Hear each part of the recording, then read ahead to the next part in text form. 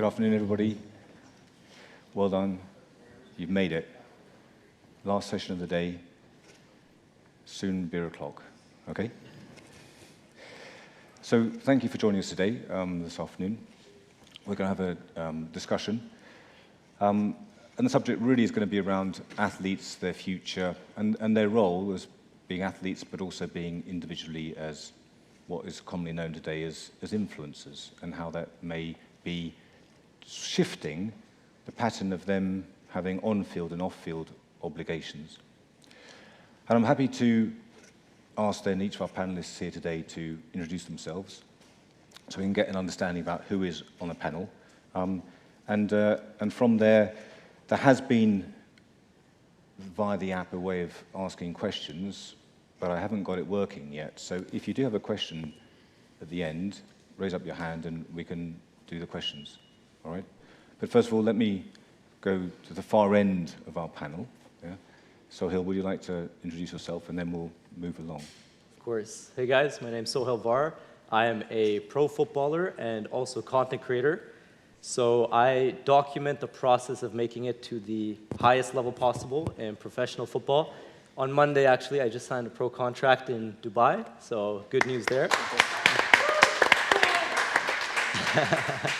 And yeah, so on social media, TikTok, Instagram, YouTube, I have 700,000 followers. Every month, my videos get 40 million views. And the goal is to document everything, the behind the scenes, the mistakes, the failures, the connections, the resources, to help athletes who don't truly get to see the reality of football, because oftentimes we just get to see the highlights, but we don't get to see the behind the scenes.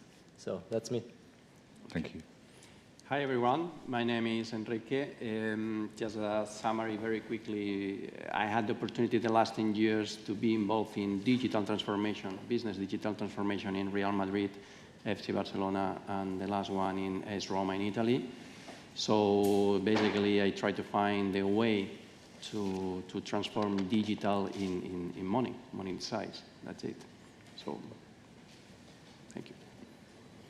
So my name is Luis and I'm a former pro football player. Managed to have a decent career in France and England and finish a little experience in Italy. But since I retired, I am the founder of Stars, which is a platform to help pro athletes and entertainers to get a better entourage, let's say, environment, to understand pretty much like everything is going to happen in the ring, but after. A lot of things you could imagine are proposed on their tables, a lot of challenges, and all those things need to be in some way regulated, in some way put in a very simple place to make them able to make their own decision in some way, because they have to run a bit their career, a bit like they were asking someone to be a CEO for them.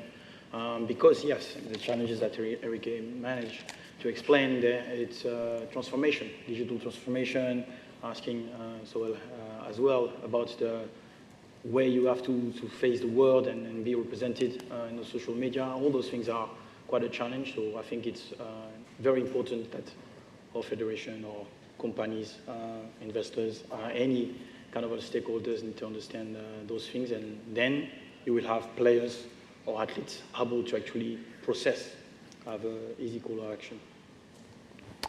Michael Broughton, and I have for the last 12 years been an investor in sports technologies. I've worked with FIFA, ran their technology, see some friends in the crowd who have helped along the way.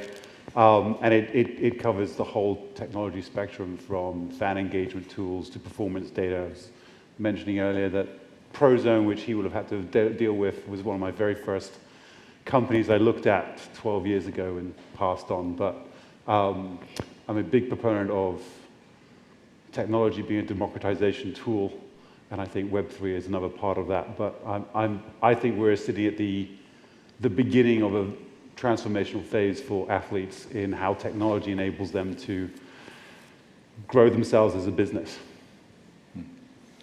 So what we have on our panel here, in summary, is a young footballer who has got a significant social media audience in his own right. He's got followers beyond what he does on the sports career. Louis, when you were a footballer... I don't start to say I'm a old guy because he's young. Come on. I was going to say, not quite as young. Okay. All right. So, Louis, in your day, when you were playing football, different generation. I mean, you could literally be his father. Yeah. But from that point of view, Instagram didn't exist. Facebook was probably in its infancy at the time. Enrique, you're more from the kind of club angle. What's the club doing in digital transformation? Right? And Michael, I see, your role really is to be looking for actually what athletes are doing, right? And looking after what athletes' business might also be in the future, right? So, Michael, tell me, if you had a young footballer or young athlete in front of you today, right, what would you be giving them as advice for their digital part? Well, I think it's important that they don't just think of digital as, say, content. Because I think it's everything to do with everything that they do. Literally, whether, I wanted to be a pro golfer and failed miserably. But when I look at the tools now of what I could have captured, of how I played, what I captured, so how I improved my performance, which creates my value, because if I'm performing well on the field, it increases my value. How I turn that into content that is engaging, because that is another side of my brand. But I would say go away and read an article by a guy called Kevin Kelly, who used to run Wired magazine, and it's called 1,000 True Fans. And it's for any technology business. If you can get yourself 1,000 true fans, you can make a business, right? And for me, for an athlete, you can probably get to 1,000 true fans, and you don't have to just be at the very top level, right? I think you can be across a myriad of levels. So you need to figure out, what is my play? What am I? You're a business, and your career is likely done at 35 if you're really good and you survive. But you need to figure out your business, and it's across the whole spectrum. So capture your performance data. I wear a Whoop, and it tells me I'm doing terribly, but capture it. Explain how you did well that day because of your recovery last night, or you didn't recover last night, whatever it may be. And then entail that with the content that you're making, so you can really see some really interesting things coming out of that. Enrique, from your point of view then, from a kind of club perspective, right? You've got this kind of new breed potentially of athletes or players, right? Does the club see that as being a positive thing generally, or is that really a negative because it doesn't really follow what the club are doing as a corporation? Definitely, it's a positive thing in my opinion, but in terms of, again, venue, business, again, so definitely it's positive. Right. And then, Soheil, when you have just signed your pro contract, and you were someone who had significant followers already, what does the club expect from you when you've now signed with them? Are they expecting something in addition to you playing, etc.? I mean, do you bring all your followers to that club as well in the same way? Yeah, so there's definitely like a lot of value, but first things first, like football is football, right? So you have to have the talent, you have to have the skill to play. So performance on the pitch comes first, and also with the content I create, I keep everything professional. So there's certain boundaries that you do not cross, but at the same time, having a big following, having a big presence, it creates a lot of value for clubs if they want to grow their own brand, promote their services, promote their youth academy, whatever it might be. So there's definitely like off the field discussions of how I could collaborate with the club to strike up business deals, to get more people aware about the club. So there's definitely a lot of value, and I wouldn't say there's an expectation, but there's the opportunity for something to take place. Mm.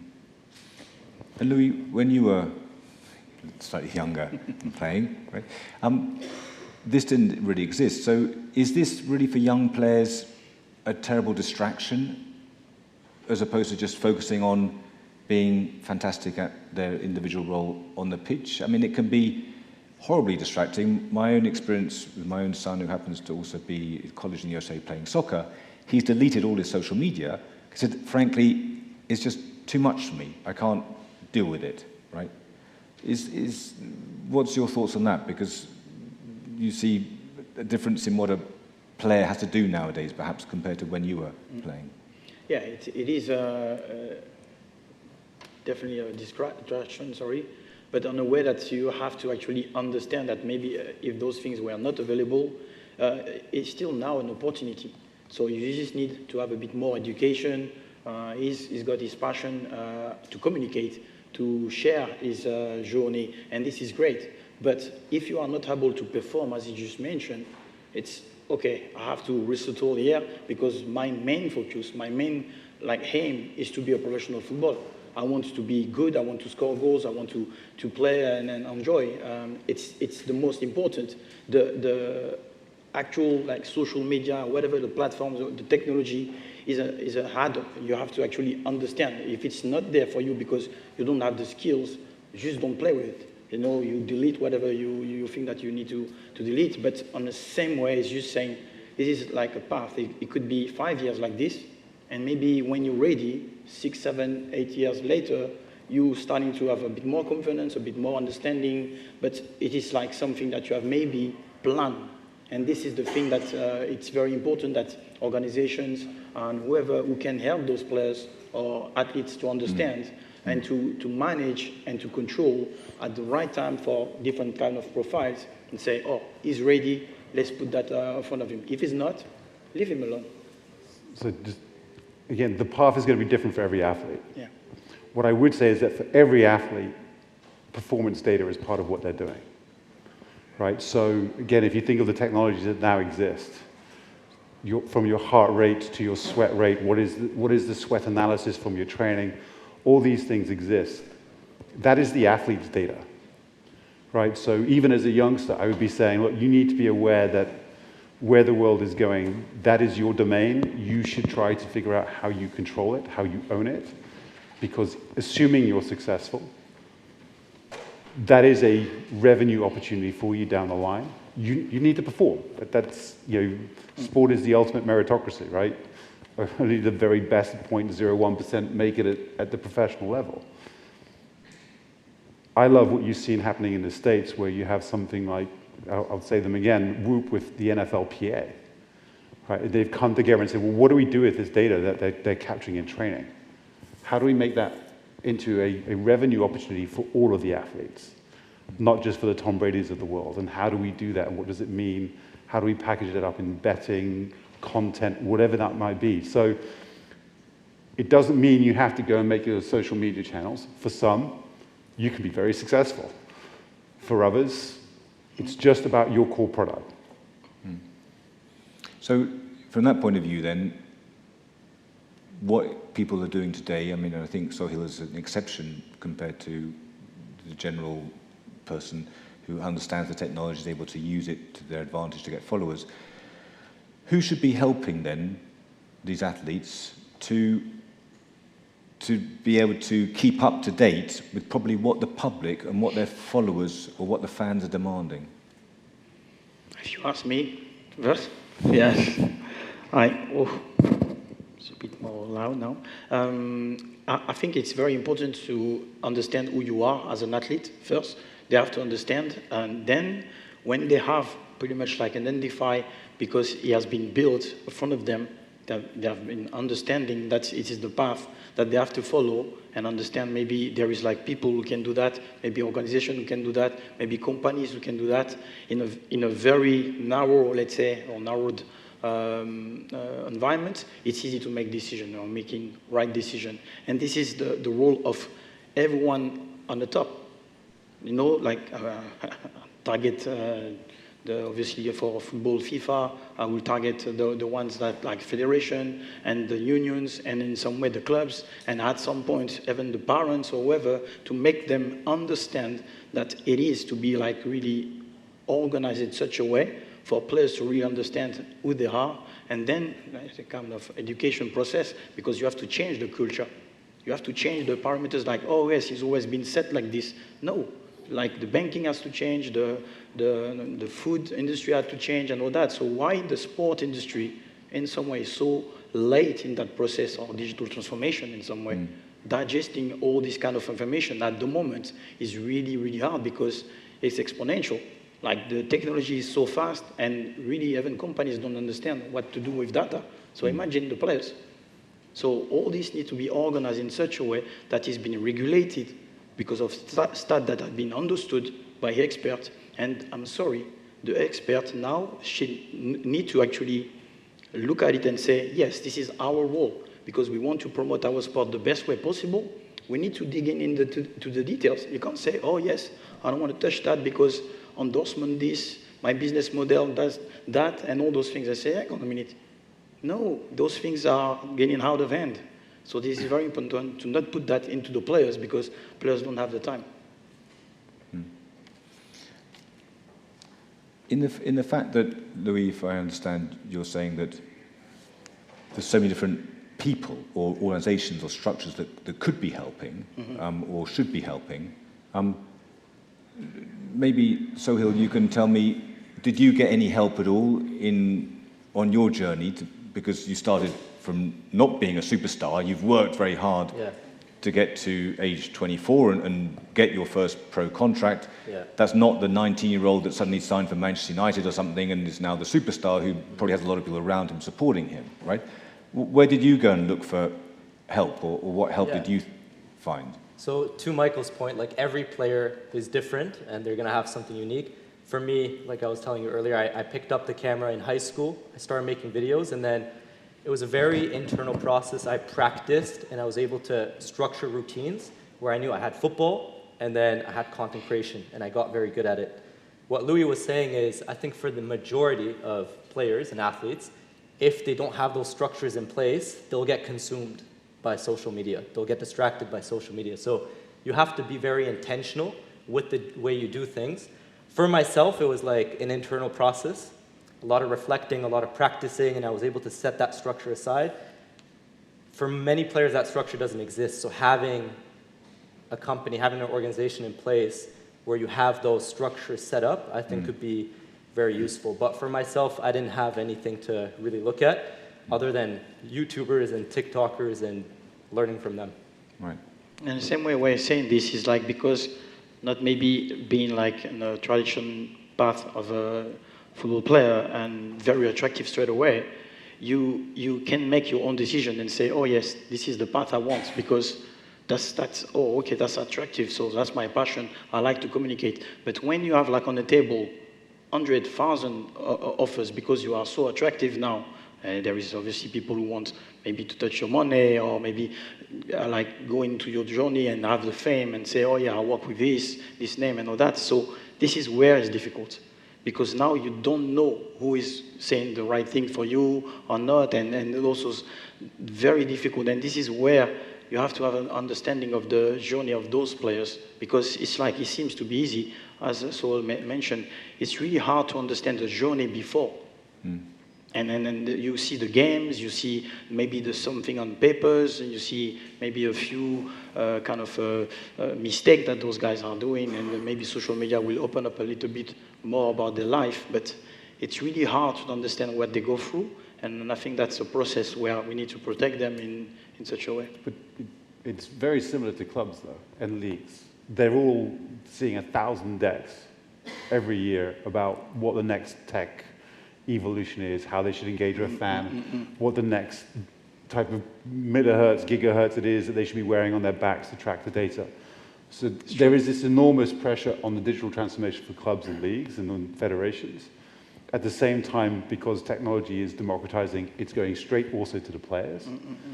So you have then also this dichotomy between the power of athletes is rising, but how do they filter that? Because it's coming at them, and there is no, at least in a club, you hope that there is an organizational structure that can filter it, but I can't tell you whether it should be the PFA or FIFA Pro. I mean, and are they equipped to help filter it all out or not? I don't know.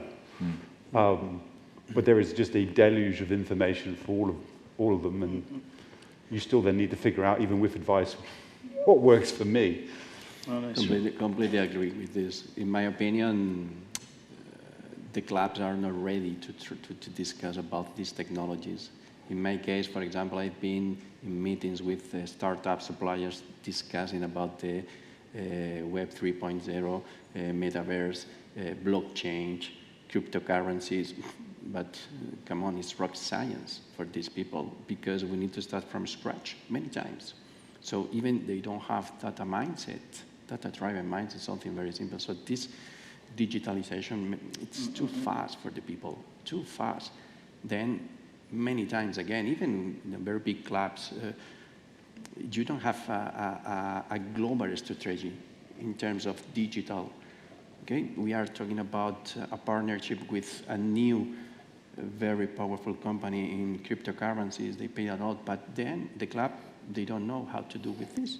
For example, they don't know how to integrate the cryptocurrency or the impact or what else. Or they think that we need to stay in metaverse. So, but what does it mean? So they are very far.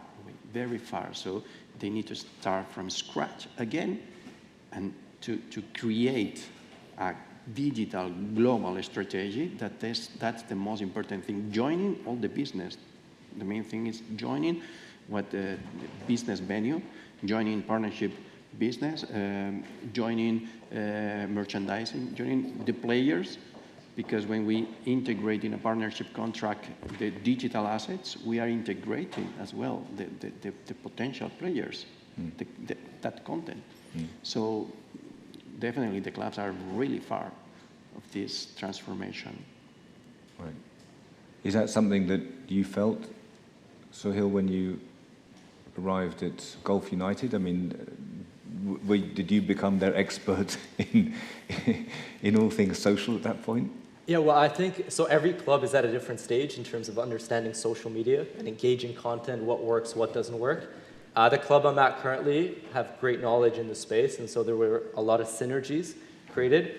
I think one thing that can help move things forward is definitely, we can all agree there's massive value in having a personal brand on the performance side of things, but then also brand deals, sponsorships, creating a business outside the athlete. So there's massive value. It's about how can you go about it in the most strategic way possible, right? So I think every single athlete, every player should take initiative, and you should take initiative to learn about the process, to practice creating content, and see how that plays out for you. But then also, I think for the majority, we need some place to go for. With Access Stars, for example, educating different federations, athletes, and all that, there's great value in that because it gives guidance to athletes to not get distracted and to not focus on playing, for example. So, but I think where it starts is the athlete has to take initiative. There's a lot of value in this. And then as the process goes on, you try and set those structures up for yourself. That value, by the way, we're on an exponential curve. So I always go back to, my hero was Muhammad Ali. And he got paid for a boxing match and so on. And then I think you see another acceleration with Michael Jordan. And now you create a brand around an athlete. For the first time, the athlete is probably more important than the team. You go on to David Beckham. Again, we're to another level, Messi, Ronaldo.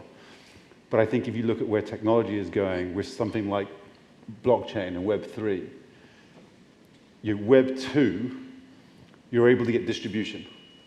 So you can demonstrate, I've got 700,000 people, 40 million views a month. Look at me. It's still quite hard to monetize. The point of Web3 being ownership and community, that underlying tech stack will suddenly enable another level for everybody to make money. We're still at the very beginning, so we're not sure exactly what that looks like and where it's going. So if you think that it's hard now, in the next 2 to 5 years, the amount of companies that are going to emerge, the amount of opportunities that emerge is literally going to just blow you away. So there is a really challenging moment when, one, the athlete's more powerful. Where do the clubs fit in that? Do the clubs educate the athlete? Does the athlete educate the club? It's going to get quite muddy. This is where I'm very passionate about, and I retired 2013. It was the start of Twitter. It was the start of all those social platforms where you could understand, it's possible to control a bit more my content.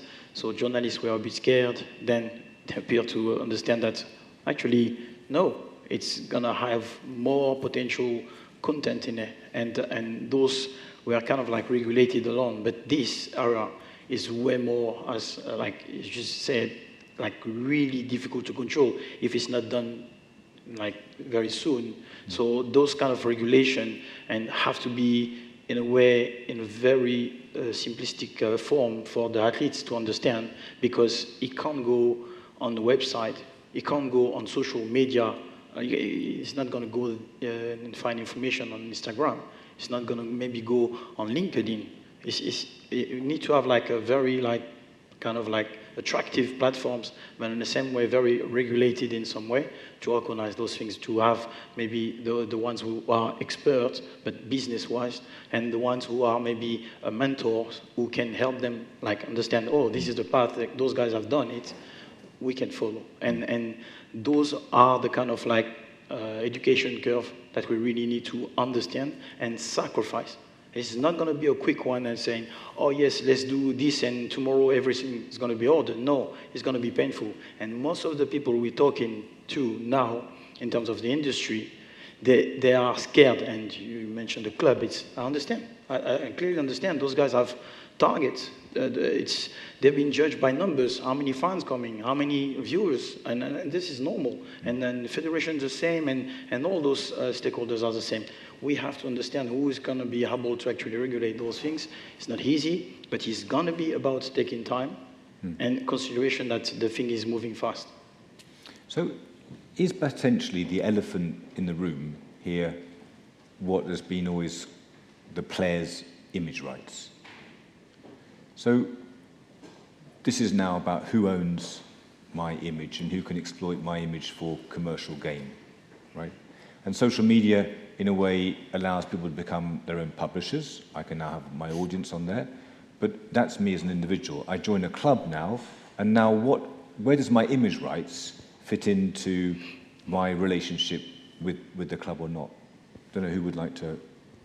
I would just say that your image rights definition needs to change.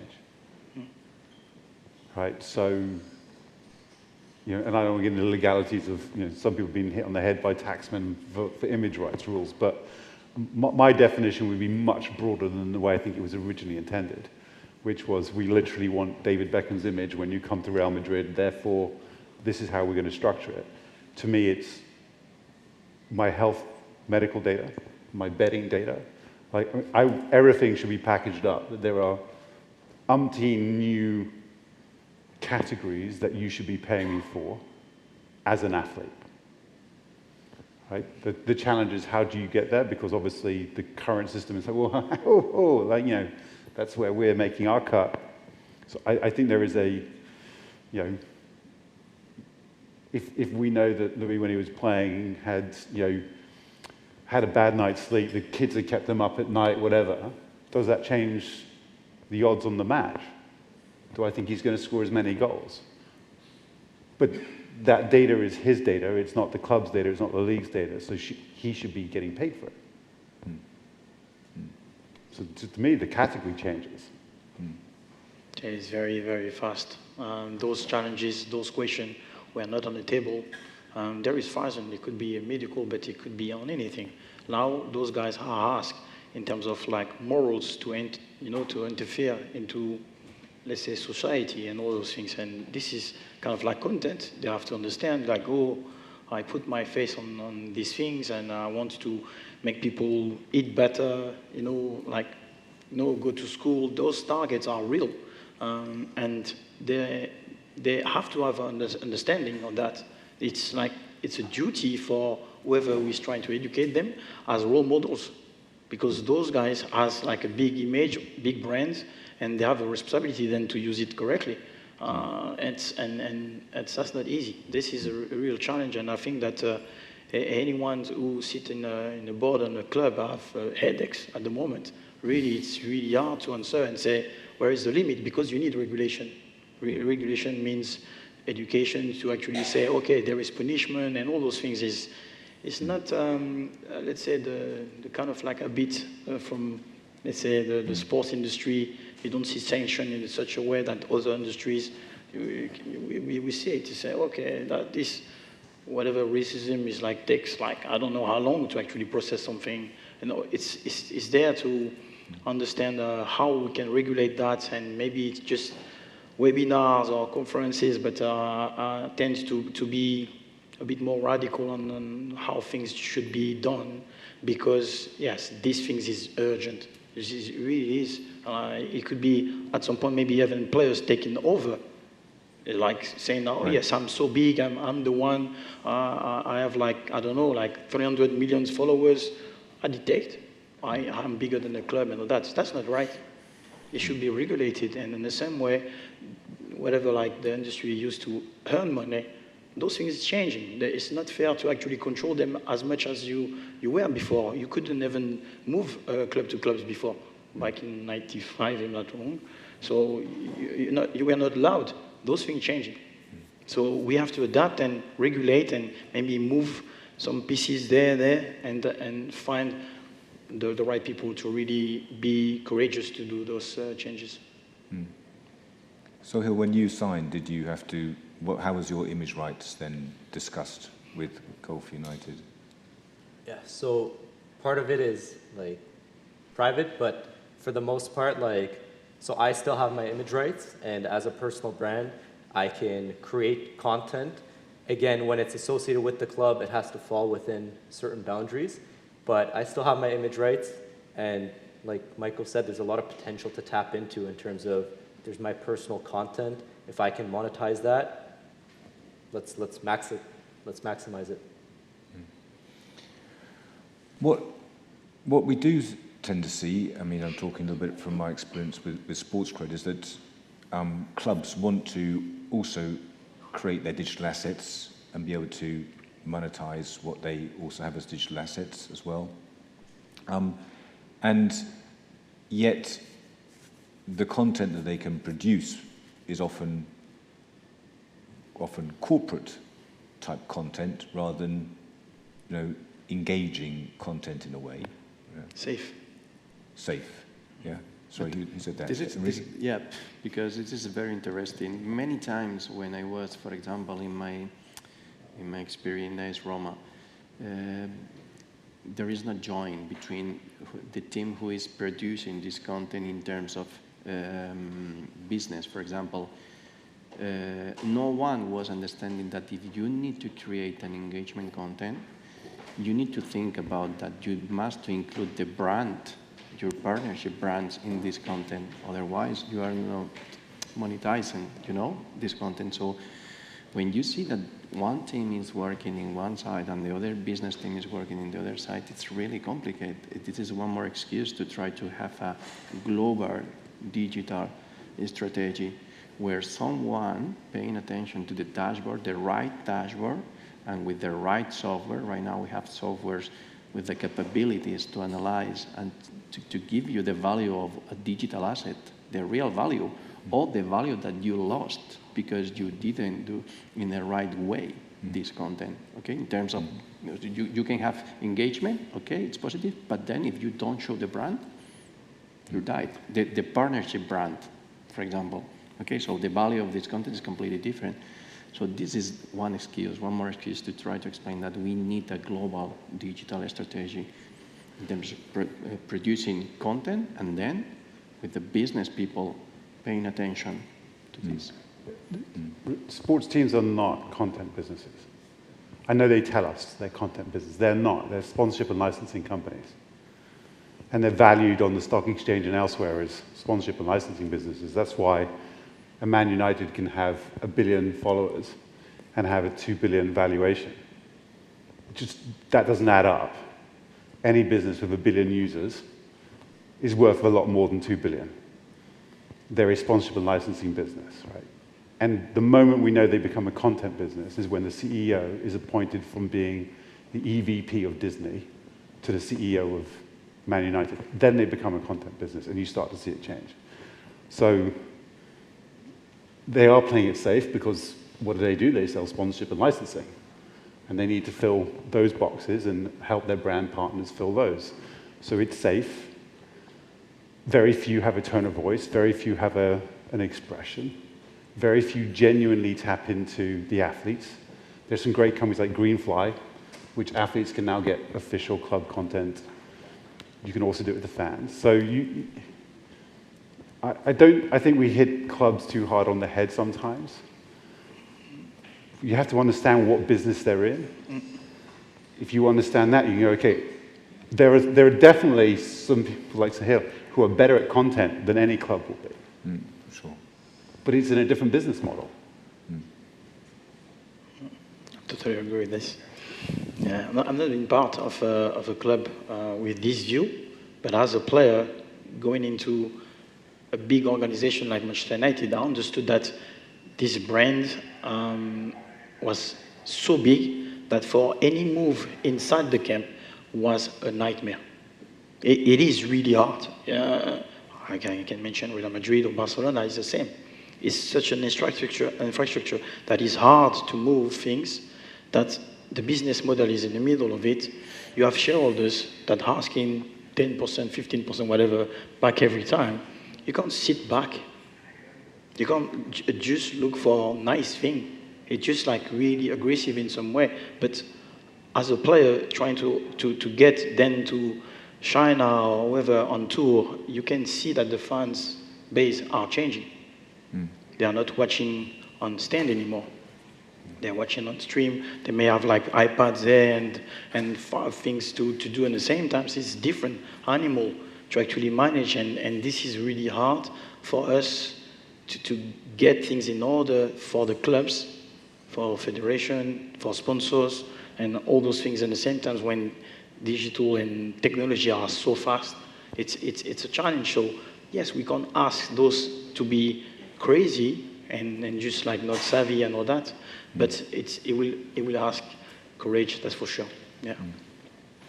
Enrique, do you see the future? I mean, maybe I'll keep the question a bit more open, actually. Yeah. How do you see the future then from a club's perspective about maintaining the athletes on board with what the club's future plans are, without the athletes sort of thinking, well, I might go and do my own? Definitely, they must be involved much more. Right now, the difficult thing should be that normally you have sports directors or the coach protecting a lot to the athletes because they are focused on sports results. But that team, it's entertainment, and this is part of the business. They need to find the balance because, of course, the partnerships pay and the funds they pay for that team, they must be involved in the day-to-day. So why a partnership finally paid 20, 30, 50 million euros? Because of them.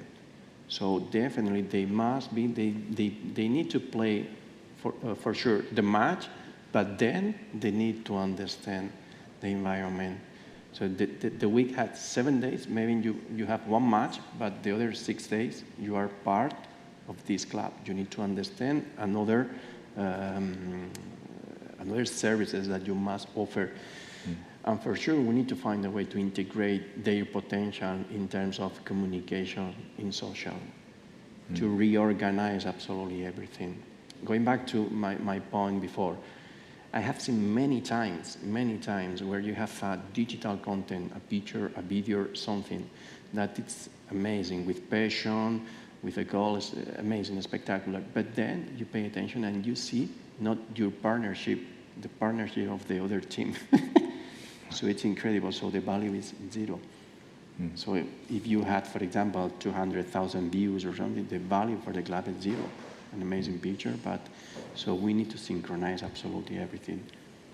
Okay, the team, the production team, and definitely the future is the team players must be 100% involved. I think, like Enrique said, like it comes down to entertainment. So football clubs, they need to do what they do best as a football club, but then tapping into social media and that digital content side of things, it's a big extra, and there's a lot of benefits that comes from it. So clubs who are effectively able to tap into, look, you got to be where the attention is, right? And Web 2.0 right now, TikTok, Instagram, Facebook, YouTube Shorts, if you can be on those platforms, create engaging content that perfectly aligns with the club's values and story tells the club's culture and mission, and you create that connection with the club's athletes as well, I think that club ends up winning. Given that as a football club, you're still doing what you got to do, but I think it's an extra avenue that every single club can tap into. And like we said earlier, we have the transition from Web 2.0 to Web 3.0. A lot is changing. It's going to be exponential. Who wins is whoever can tap into those spaces early, understand what works, what doesn't work, and then maximize it.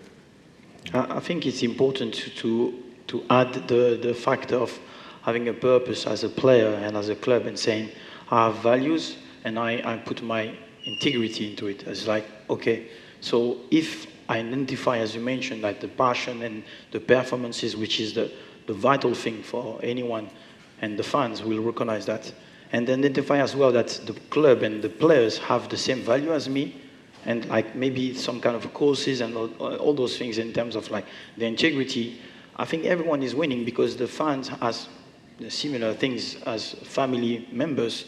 They've been asking the food industry, everyone is going to bio, how you say this in English, it's not bio, but very natural food in some way. So all those things are getting very about that point of integrity.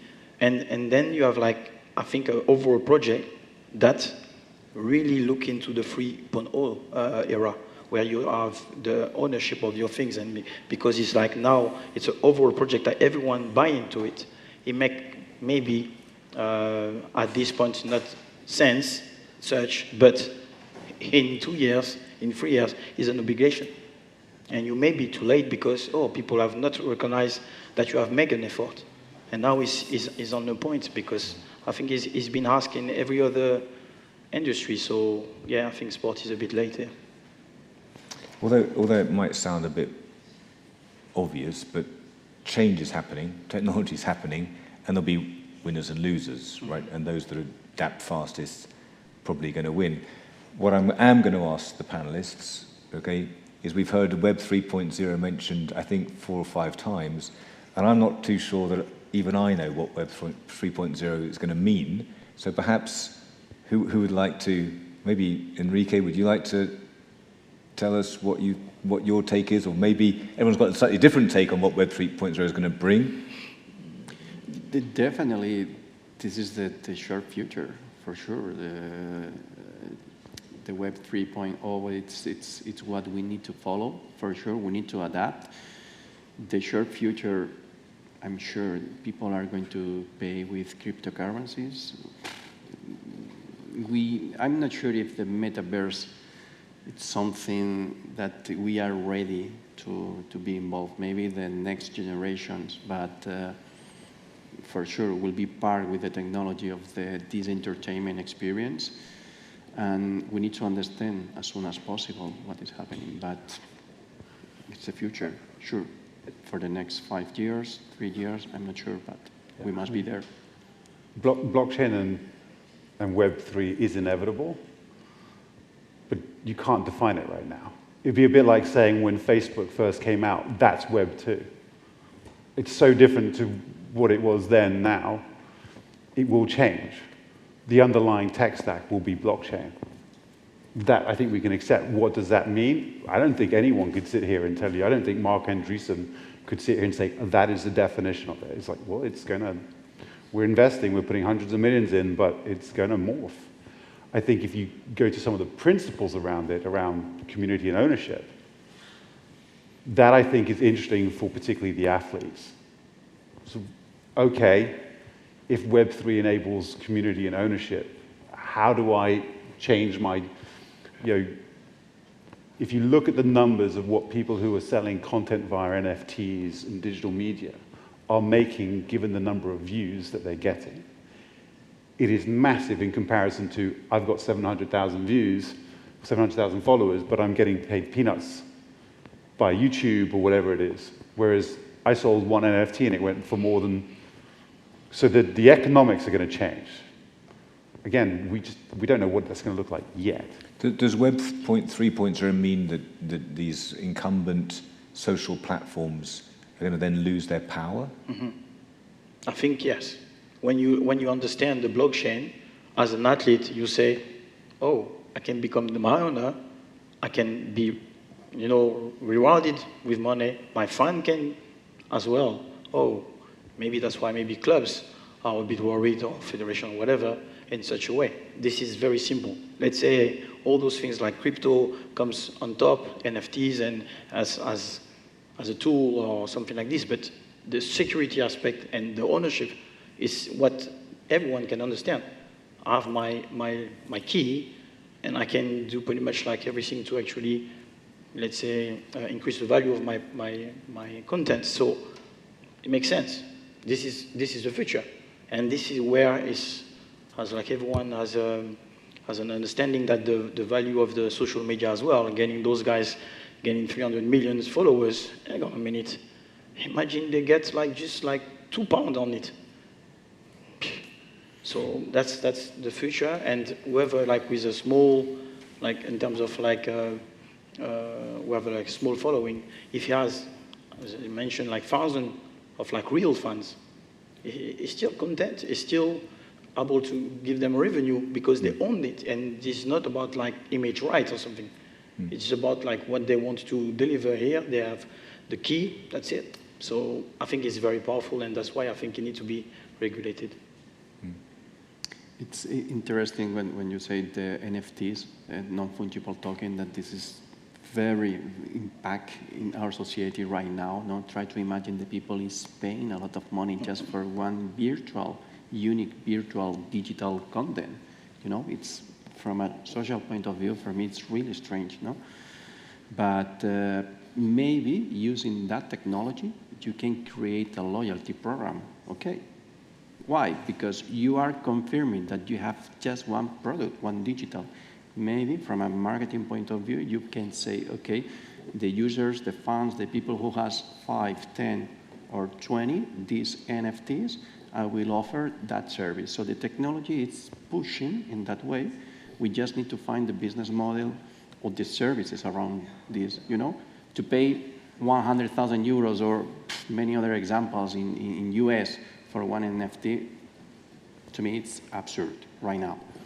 In 5 years, I don't know, but we can create different business models around this technology. Yeah. We just need to find a way. Well, this, to me, though, is why it's going to be really interesting to where the athletes end up.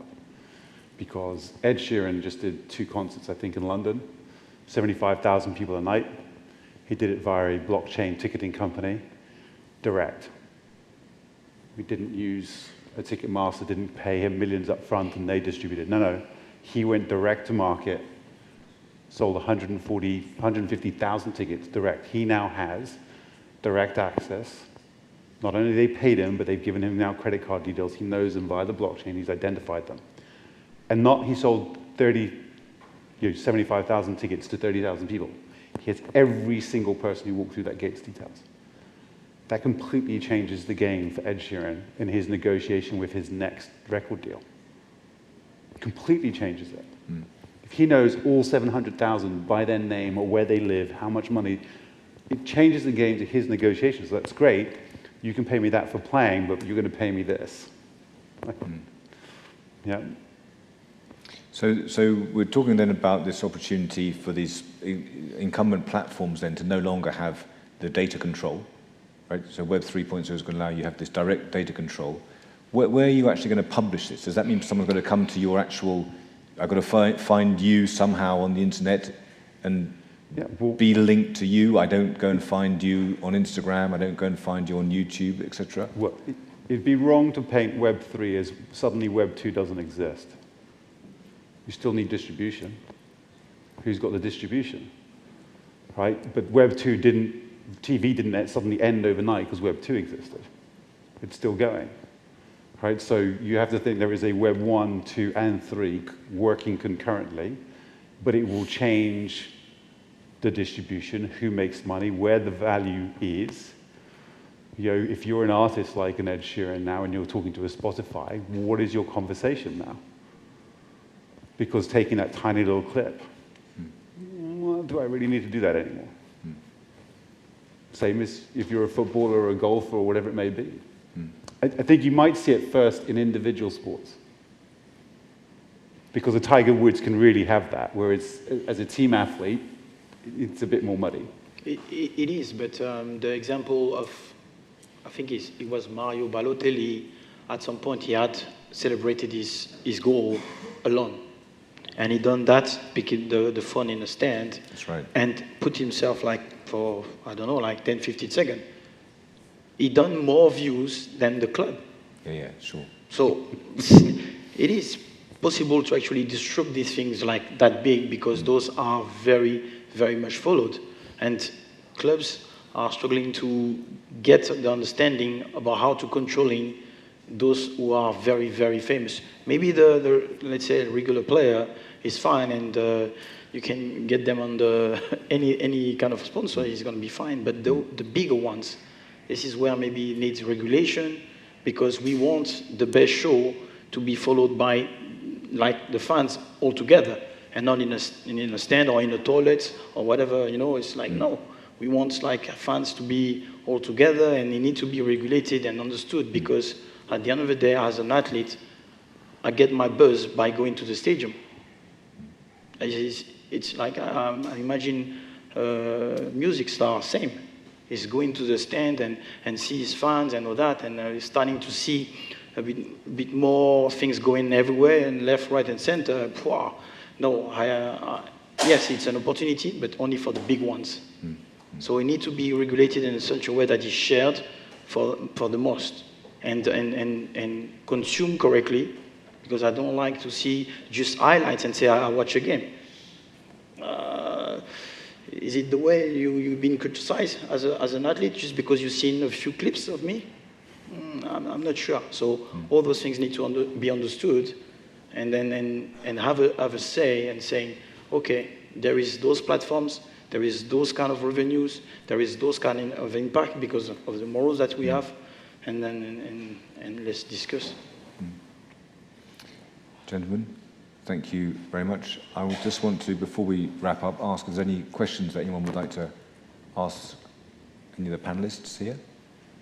If you have, put your hand up, be brave, it's now or never. If not, no? All right, well, thank you very much for your kind attention, and thank you very much to Soheil, Enrique, Louis, and Michael. Thank you. Thank you.